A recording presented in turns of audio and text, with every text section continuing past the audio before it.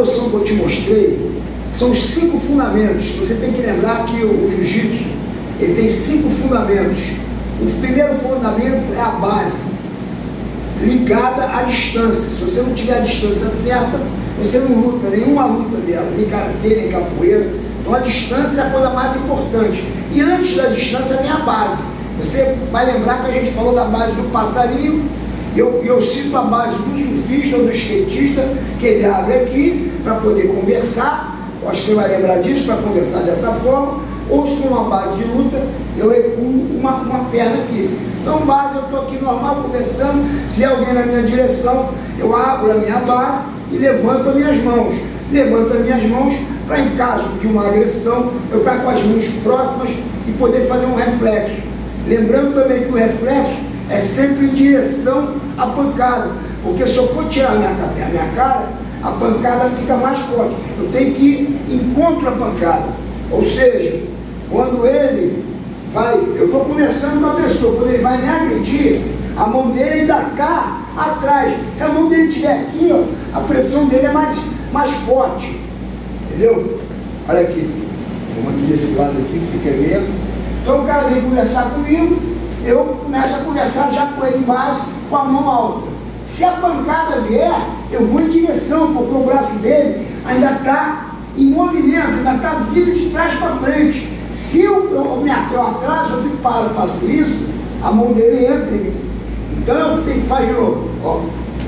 Eu tenho que andar para frente contra a pancada. Essa mãozinha de macaco aqui, o polegar junto da mão, para se ele quiser puxar, eu acompanhar ele. Se ele quiser me bater, eu acompanhar ele e entrar nas quedas nele. Então, estou conversando sempre em base, mão alta, agrediu, bum, agrediu com a outra mão, bum, andou para trás, eu sigo ele, e andou para frente, eu sigo ele sempre com os cotovelos, ó, embarreirando a mão dele. Estou com a mão de macaco e o cotovelo abaixo, não posso estar com o cotovelo alto, senão ele esgrima a mão. Então, braço aqui, defendi, bom, tentou tirar os braços, eu vou fazer com o Matheus agora. Você vai defender, eu vou andar na tua direção. Fica conversando com ele. Você está conversando com ele, tal. Aí eu cheguei, rapaz, queria falar contigo. Com certeza. Ó, ficou em base, levantou as mãos. Você quer que eu certeiro, então? Você tem que andar para frente aqui, exatamente. Segurou com a mão, aí, ó, eu não consigo mais. Aí vou bater com a outra, mesma coisa, segurou. Se eu fizer esse movimento, ele vai me seguir, ó. Se eu for andar para cima dele, ele está me seguindo. Aqui, se eu puxar ele aqui, ele pode entrar em queda aqui, ó. Ou para cá, ou eu só tomar ele lá. Então essa é o primeiro fundamento, que é o fundamento da base. E se por acaso ele, variante 2, na variante 2, vamos supor que ele está no carro ou levanta de uma mesa e faz a base para mim e vem na direção aqui. Aí eu vou fazer a base. Então a minha base que era aqui só ir fazer isso para conversar, faz uma base de luta. Agora a base de luta, você conhece muito bem que você faz karatê e a base do jiu-jitsu é praticamente a base do karatê também. Faz a base do karatê aí. Vamos aqui, ó. Faz isso aí com a perna. Agora aí com a perna. Joga o peso para o peso aqui no meio. Mão aqui, essa mão sempre na frente do teu rosto. Esses cotovelos fechados. Você pode esticar a mão e voltar, esticar e voltar. Como no karatê o cara faz. Vum, vum. Então essa é a base de luta. O cara quer lutar comigo. Cabeça um pouquinho para trás. Aí, mão aqui, ó. Aí, bum. Essa é a base. Veio, saiu do carro. Aí, meu irmão, é o seguinte. Aí, exatamente. Distância é sempre a distância de um braço. Então, base de luta. Aí, meu amigo. Cabeça para trás. Exato. Aí, anda para trás. Distância de uma mão. Distância de uma mão, anda para frente. Distância da mão. Então, nós temos a base para conversar e a base de luta. Lembrando que sempre que estiver na rua, nunca fica com as mãos para trás. Eu já não consigo mais porque meu ombro dói. Já nem boto mais minha mão para trás. Então, sempre que eu paro, por exemplo, numa fila de um restaurante, num lugar, eu estou sempre com as minhas mãos para frente e sempre observando tudo em volta de mim. Quando eu estiver na rua, outro dia eu estava com a mãe dele e a mãe dele fica chateada, porque às vezes eu ando na frente que eu quero passar as pessoas, tem muito tumulto, quando tem muita gente na rua, eu estou sempre ligado. Então, outro dia ela brigou com, pô, tá andando na minha frente, é porque eu queria passar aquele funil de gente. E na cabeça dela, que não tem essa mesma perspicácia, né? Essa mesma, não está ligada nos fatos da rua, não tem essa assistência, assim, não é nem medo que eu tenha medo, mas eu fico realmente, eu sei que na rua, ainda mais na noite, você futuramente vai sair, né? E tem muita gente na rua, né, cara? E bebendo, confusão, aquela coisa toda, então eu estou sempre na atividade. Então, quando for para a rua, nunca vai com o celular na mão. Ah, sai do prédio com o celular aqui. Não, tem que sair do prédio olhando tudo que está acontecendo em volta. E sempre que você pegar o seu celular para usar, você tem que usar num ambiente que você sabe que você já controlou a situação toda ao redor. Você já viu que está tudo tranquilo, tu pega o teu celular. Outra coisa é quando você está no meio de uma rua, andando com o celular, o ladrão vem por trás. O ladrão vem de bicicleta por trás. Você tem que estar sempre... Pegou o celular bem pertinho. Outro dia eu estava na Itália comprando um negócio para a mãe dele mesmo. E eu ficava com medo, porque era uma feira. Gente, mas tinha um cara andando atrás de mim. Quando eu vi, eu olhei para ele e parei. Parei e esperei ele passar para poder continuar falando. Porque eu não sei quem é quem. Então, uma pessoa andando atrás de você, se ela pegar o teu celular na tua mão, está estado você não conseguir mais alcançar ela, porque ela corre demais, você às vezes não consegue pegar. Então, sempre que for para a rua, parou no lugar, mãozinha aqui, alguém veio conversar, mãozinha aqui, sempre na base. Se alguém fizer a base de briga, faça sempre isso. Primeiramente pede para parar. Para. Se o cara não parar, você pode, porque tem sempre câmeras também. Se você agredir primeiro, vão dizer que você é um agressor. Então você primeiro, não quero brigar, meu irmão, parou, para com isso. Aí o cara pode xingar, não é problema nenhum xingamento. O problema é você não sair como um agressor, ainda mais quando você for um lutador já graduado, tudo vai ficar contra você, entendeu? Então, antes de uma filmagem aparecer você batendo, agarrando, derrubando, depois dominando a situação, primeiro você está sempre, ó, mãozinha aqui, parou, meu irmão, parou, vamos parar, parou. Se o cara continuar vindo, você tem a distância, né? Você mantém a distância e aquele passinho que é o segundo fundamento agora, depois da distância, que é o clinch. Vamos começar com isso já. Lucas, então vamos para a segunda parte desses 5 fundamentos. A segunda parte dos 5 fundamentos, na verdade a gente falou de base e distância, que é o primeiro fundamento.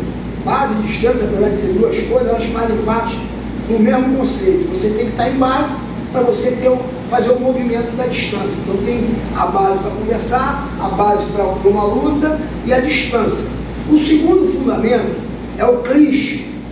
Você, para fazer jiu-jitsu, que é diferente de outras lutas, que você bate e continua batendo, né, ou trocando, no jiu-jitsu a gente prefere não trocar, prefere dominar o adversário para depois ou finalizar, ou se tiver que bater, já bate no adversário dominado, que é a história da aranha e a mosca, né? A gente domina na teia de aranha, o jiu-jitsu é como se fosse uma teia de aranha. Você bota o cara num movimento que ele não está acostumado, né? Numa situação que ele não está acostumado. Todas as lutas são lutas de trocação, todas as lutas, tirando o jiu-jitsu, né? O judô, o wrestling, o sambo, que são lutas de chão, de solo. Todas as lutas, a maioria das lutas, 90% das lutas são lutas de trocação, como o Muay Thai, o boxe, o karatê, o full contact, o kickbox, o savate, são todas lutas de soco e pontapé. Então o nome já diz, são lutas de trocação, você está trocando, você pode ganhar como pode perder. O jiu-jitsu tem outra filosofia, dominar para poder vencer, entendeu? Então nós queremos evitar a trocação. Hoje o MMA confunde muito, porque todo mundo hoje faz várias artes marciais, mas nós estamos falando aqui de jiu-jitsu, como se fosse 100% jiu-jitsu. Claro que você também faz karatê, você vai juntar essas artes. É bom para você saber o karatê, que é uma luta de trocação, e saber o jiu-jitsu, que é uma luta de domínio, de dominar o teu adversário. Então você está na vantagem, você sabe duas artes marciais, eu acho muito bom. Mas vamos supor que você não soubesse karatê, não soubesse outra luta de trocação. Você tem que se garantir com o jiu-jitsu. Então, para você se garantir no jiu-jitsu, você tem que fazer o segundo fundamento, que é o clinch. Quando o boxe, na luta do boxe, na hora que para a luta, é na hora que a gente começa a lutar. Né? A gente começa a lutar quando o boxe, por exemplo, no luta de boxe, o cara se agarra, o juiz vai e separa. Não. A gente começa a lutar quando está clinchado, quando se agarrou com o cara, quando começa o jiu-jitsu. Outra coisa que é engraçado, por exemplo, o judô. O judô é uma luta que tem uma parte parecida com a do jiu-jitsu, mas o judô também acaba quando um dá um ipom no outro, dá uma queda perfeita no outro. E para nós não. Se eu tiver tomado um ipom ou caído por baixo, minha luta também começa quando eu estiver no chão. Então, a parte 1 é estar agarrado e a parte 2 é estar no chão. Então, o fundamento que nós vamos falar agora é o clinch, como você agarrar.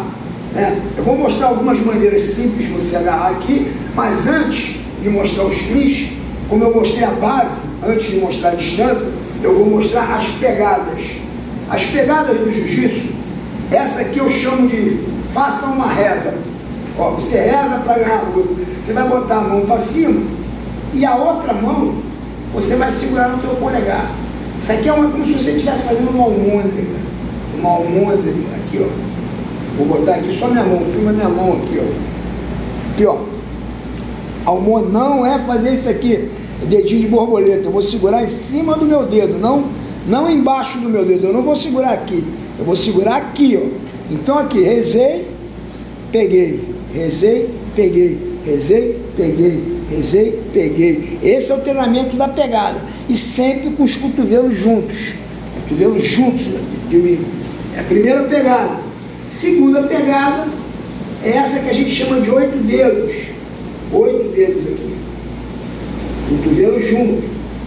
E a outra pegada é a mão que você pega atrás dos dois joelhos.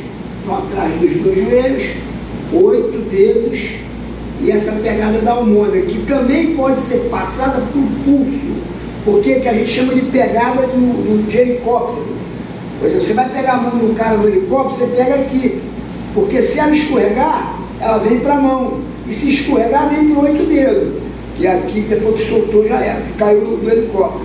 Então essa pegada aqui é a mais forte de todas, quando você pega aqui, ó, em cima do teu pulso aqui, ó, os cotovelos juntos. Vou mostrar isso daqui a pouco com o Matheus. Se essa pegada do cara for muito grande, você não vai conseguir cinturar ele aqui. Vai cinturar ele aqui. E aqui, nos 8 dedos. Ou aqui atrás das pernas. Vou mostrar agora como fazer essas pegadas. Lucas, presta atenção. Fundamento número 1 é a distância. Então, nós estamos na distância, né? Se ele andar para frente e para minha frente, eu procuro manter a distância. Se ele der outro passo, eu continuo mantendo a distância. Se ele der outro passo, eu posso, em vez de andar para trás, andar para frente. Nesse caso aqui, eu entrei numa perna dele aqui, certo? Que é o single leg. A gente não fez single leg, mas single leg é uma maneira de eu derrubar ele. Se eu botar essa mão aqui e andar para frente, eu derrubo ele aqui, ó.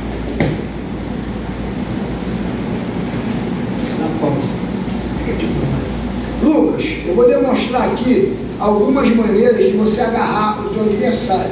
Então, se ele estiver muito de lado, você é canhoto, né? Ele é canhoto. Se ele estiver canhoto, eu vou dar um passo à frente, né? Não vou conseguir pegar as duas pernas, mas eu posso pegar uma.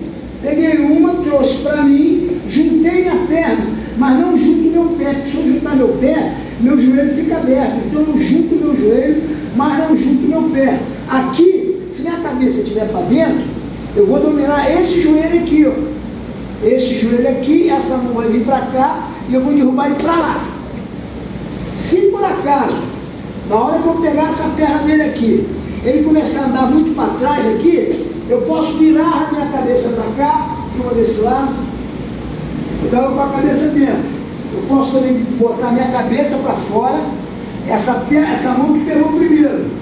Eu vou trocar para essa, eu vou pegar o calcanhar dele aqui, ó, e com esse meu ombro vou jogar ele para baixo aqui também. Então são duas maneiras. Faz a base de novo. Andei na distância. Se eu for andar para trás, andei para trás, andei para trás, anda para frente. E eu ando para frente, segurei a perna dele, trouxe para cá. Quero derrubar ele com a cabeça para dentro aqui, pá, pá e pum. Se ele andar com essa perna para cá e se afastar, eu vou trocar minha cabeça para fora. Exatamente, vou pegar essa mão aqui no calcanhar dele, ó, tirei minha perna que estava aqui, botei para cá, e aqui eu vou em direção ao solo. Pausa. Esse mesmo single leg é quando você domina uma perna só. Mostramos no caso do adversário ser canhoto, fazer a base ao contrário da sua, ou seja, na mesma, a perna da frente dele é a mesma que a sua. Mas vamos supor que ele seja destro, ele vai estar com a perna, tá vendo? A perna contrária da minha, e eu vou fazer a mesma coisa, só que dessa vez eu vou entrar com a cabeça para frente aqui, ó, pum. Segurei a perna dele aqui, ó, trago para trás e faço esse mesmo domínio. Se eu for jogar para frente, a mesma coisa, mão aqui e passo à frente. Esse é um. Se ele começar a desconectar o meu ombro aqui, ó, desconectou meu ombro, essa mão que está de dentro, sempre a de dentro, vai segurar a de fora, vai segurar no calcanhar, sempre jogando peso no joelho dele, vou dar um passo largo e jogar ele. Esses são os single leg, as duas formas de você dar o single leg, ou no canhoto ou no destro.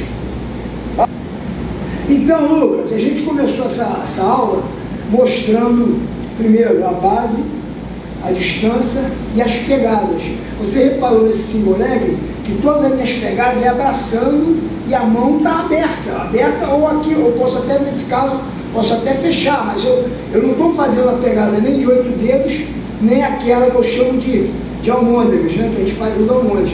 Eu peguei na perna. E no double leg, né, quando a gente chama de baiana, né, quando ele está aqui, bota a base aqui, aí, não fica de frente aqui para mim, você fica atrás dele, exato. Quando eu entrar aqui, ó, quando eu entrar nas pernas dele, a mão dele está para frente, ó, a mão dele está para frente, eu sempre na distância, eu não vou entrar aqui, ó, eu vou entrar, anda para cima de mim, ó, aqui, ó. Então, anda para cima de mim. Eu abaixo o meu nível e vou segurar as duas mãos atrás da perna dele. Essa é a primeira pegada, atrás da perna dele. Quando eu conecto o meu ombro, veja bem que o meu ombro está colado na barriga dele. Filma lá. Meu ombro está bem colado na barriga dele. O próximo passo é eu botar minhas pernas paralelas aqui, ó. Uma e duas. Aqui eu fico com as minhas duas, eu entrei aqui, ó. Eu entrei aqui, esse passo aqui e esse aqui, ó. Que aqui eu posso jogar ele para lá, posso jogar ele para lá, para cima, e posso jogar ele para trás também. Então eu tenho 3 maneiras de derrubar meu adversário. Para o lado, que é a baiana, que eu rodo a baiana, né? Rodo a baiana, para trás, ou se ele segurar nas minhas costas, por exemplo. Anda para minha frente, eu passo, andei, esse aqui, ó. Ele segurou nas minhas costas, eu dou uma barrigada e levanto ele. Se ele começar a querer tirar essa perna, eu ando para cá e rodo a baiana. Ou eu vou entrar com muita pressão aqui e vou derrubar ele para lá, para trás. São as maneiras que eu posso derrubar ele na baiana. Lucas, a outra pegada que nós vamos fazer agora é essa pegada aqui, ó, 8 dedos, que é muito eficiente, que é na mesma situação, quando ele anda para cima de mim, eu vou entrar, só que dessa vez eu vou segurar debaixo da nádega dele. Lembra que eu nunca posso estar com essa perna atrás. Aqui é para fazer o primeiro contato, depois eu vou fazer isso aqui. Fazendo esse movimento, dificilmente ele consegue botar o corpo dele para trás, ele não consegue. Aqui, ó, quanto mais ele puxa para trás a bunda, mais leve ele fica para eu levantar ele do chão. Então, essa pegada é uma pegada muito eficiente, ó. Bum. Pego aqui, ó, trago ele para mim aqui, vai ficar igual a criança no meu colo. Essa é a segunda pegada. Lucas, agora nós vamos fazer a famosa cinturada, uma queda muito usada pelos Gracies. O Rickson cinturava muito, o Royce Gracie, quando os primeiros UFC, foi no final de 93, já quase que 94, ele chocou o mundo, um rapaz de menos de 80 quilos, ganhou de lutadores de mais de 110 quilos, de todas as artes marciais. O jiu-jitsu foi apresentado para o mundo, um rapaz muito magrinho, chamado Royce Gracie, que conquistou 3 eventos do UFC, que foi inventado também pelo irmão dele, chamado Roland Gracie, inventou uma luta, um evento que todas as artes marciais se confrontavam. E o representante do jiu-jitsu era muito magro, era um garoto muito novo. Ninguém acreditou que ele fosse ganhar 3 lutas numa noite, e sem luva, né? Vale tudo mesmo, sem tempo, sem peso e sem luva. Ele ganhou 3 lutas numa noite, se consagrou campeão pelo primeiro evento. Pode ser que todo mundo achou que isso foi sorte, isso não vai acontecer de novo. Mas ele foi lutar o UFC 2, a mesma coisa, ganhou umas 3 lutas. E aí todo mundo ficou impressionadíssimo como é que um garoto magrinho conseguia lutar, ganhar uns caras tão grandes. E aí o mundo inteiro se rendeu ao jiu-jitsu. Não, mas não satisfeito, tiveram o UFC 3. O Royce ganhou 2 lutas, mas machucou uma costela após vencer a segunda luta e não conseguiu fazer a final, que foi um suplente que fazia jiu-jitsu, que foi campeão desse terceiro UFC. E no quarto UFC, eu não me lembro a razão, mas tiveram 4 lutas, e o Royce ganhou as 4 lutas com as mesmas regras, sem tempo, sem peso e sem luva, né? Sem peso, sem luva e sem tempo. Um garoto, então, até hoje não se para de aumentar as academias de jiu-jitsu no mundo inteiro, e profissionalizou, né, a luta. O MMA foi criado através do UFC, que na época não era MMA, era vale tudo, né? Era vale tudo, todo mundo defendia a sua arte. Hoje não, virou Mixed Martial Arts, ou seja, todo mundo luta todas as lutas para poder ganhar o prêmio, né, que é muito dinheiro, que a bolsa do UFC hoje vale muito. Então as pessoas se preparam, são super atletas, tentando fazer o máximo de artes marciais possíveis, não só jiu-jitsu, como o wrestling, como o judô, e as lutas de trocação, como boxe, muay thai e o próprio karatê. Então a pessoa tem que ter uma noção de tudo, e não uma noção, tem que ser bom, muito bom em tudo, tem que ter o dom, porque tem muita gente tentando ganhar esse prêmio, essa bolsa milionária, que depois do tempo ela vira milionária, no começo não, que são esses eventos de MMA que surgiram todos através do jiu-jitsu, né? Então é sobre isso que nós estamos falando. Então nós vamos mostrar essa cinturada, que foi muito feita, usada pelo Royce e pelo Rickson, porque se você não sabe, o Royce lutou nos Estados Unidos, e o irmão dele, o Rickson, que era o mais velho, que era considerado o melhor da família, por algum desacordo financeiro, foi lutar no Japão. Inventaram um evento chamado Pride. Então, ao mesmo tempo que criaram o UFC na América, inventaram o Pride no Japão. E o Pride no Japão foi defendido, primeiro era Japan Open, depois virou Pride. E o Rickson ganhou os eventos todos lá, né? Então os Gracies dominaram a América e dominaram o Japão. Então o mundo inteiro se rendeu ao jiu-jitsu. Então hoje eu acho que o esporte mais praticado depois do futebol é o jiu-jitsu. E o MMA veio de carona, e as lutas de grappling, vários eventos hoje dos árabes, né, também, lá em Dubai, em Abu Dhabi, todo o exército faz jiu-jitsu, as escolas, os alunos são obrigados a fazer jiu-jitsu. Então o jiu-jitsu virou uma coisa muito importante no mundo inteiro. E essa queda cinturada foi muito usada pelo Rickson e pelo Royce, que era uma queda que você tem que lembrar do seguinte: se a mão do cara estiver alta, você vai fazer a mesma coisa que você fez na baiana, você vai entrar com a tua mão, mantendo a mão dele para cima, tenta baixar. Olha, não baixa, porque eu botei minha mão como se eu estivesse rezando. Bloqueei a mão dele e cinturei. Lembra que a primeira eu peguei aqui, a segunda eu peguei aqui, e agora eu peguei aqui, ó, na pegada da almôndega. É muito importante que eu esteja com a cabeça no peito dele, filma aqui, a cabeça no peito, e do outro lado o meu ombro conectado. Eu tenho que estar com o ombro conectado. Nessa situação aqui, eu vou dar um passo para o lado aqui, ó. E vou torcer ele aqui, ó. Ele vai caindo aqui. Então, entrei aqui agora para o outro lado. Então, simplesmente, ó, eu bloqueei ele aqui, abaixei, botei minha cabeça aqui no peito dele. Entrei com essa perna aqui para o lado, essa apontada para lá. Estou nessa, de frente para ele aqui, conectado com a cabeça e com o ombro. Eu trago ele para mim e empurro com a cabeça, até ele cair. Então essas são algumas formas que você tem para clinchar, tanto na perna, como atrás das nádegas, como na cintura. Então tem a baiana, duas maneiras de você pegar a baiana e a cinturada. Vamos para a próxima? Lucas, eu falei dos 5 fundamentos: a distância, o clinch, a queda, o controle de solo e a finalização. Esses são os 5 fundamentos. Mas o jiu-jitsu, ele é dividido em 4. Você tem que ser eficiente no jiu-jitsu em 4 modalidades diferentes. Como assim 4 modalidades diferentes? Você tem que saber lutar com kimono, sem kimono, saber lutar vale tudo. Com kimono é uma competição, sem kimono é uma outra competição. Vale tudo é uma outra competição. E também tem que saber o cacar do jiu-jitsu, que é a defesa pessoal.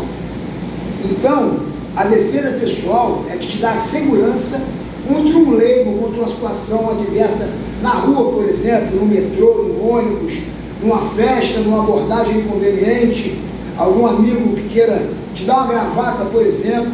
Então, ou te segurar você no peito, ou te empurrar. Então, a primeira posição que eu te mostrei, que eu vou relembrar aqui para você, é quando alguém te empurra no peito. Essa é uma posição muito simples. Quando o cara te empurra, bum, ou até com as duas mãos, né? Tipo, pam, aí vai de novo, bum, ele te empurra uma vez, 2 vezes. Eu vou pegar a mão dele com a minha mão de dentro. Vou pegar, tira essa aqui para ele poder ver. Vou pegar com a mão de dentro, sempre jogando meu peito um pouco para frente. Que aqui ele não tira mais a mão, tenta tirar, ó. Ele está preso aqui. Primeiro eu prendo ele. Botei minha mão em cima da mão dele aqui, ó. Vira pra cá, vira pra cá. Você pra cá. Aqui, ó. Em vez de eu estar com a cabeça reta, eu estou com a cabeça inclinada para frente. E essa mão segurando o cotovelo dele. Por mais que ele tente sair aqui, eu estou preso aqui. Se eu faço ao contrário, o cotovelo dele abre. Então eu prendo o cotovelo dele por fora, botou a mão, me empurrou aqui, vambora. Vou sim. Eu vou embora aqui. Eu segurei a mão dele para ele não tirar mais. E agora eu vou dar um passo à frente. E essa mão que está segurando a mão vai segurar no cotovelo dele. O meu rosto tem que se aproximar do ombro dele aqui, para não ficar aqui e me agredir com aquela outra mão. Bum. Aqui é como se eu fosse dar uma levantadinha no cotovelo dele, pressionando para mim. Uma mão bem no cotovelo, né? Minha cabeça para frente, ou seja, fiz essa posição, mão aqui, a outra mão por baixo, e vou andar até encostar aqui, ó. Se ele estiver me empurrando, está me empurrando, estou andando, bum, e pego ele aqui. Essa é a primeira posição. Passou na frente, vai ser despedido. Aqui, a primeira posição de defesa pessoal. Essa é a primeira aula que nós fizemos e agora nós vamos passar para a aula 2. Valeu, Lucas!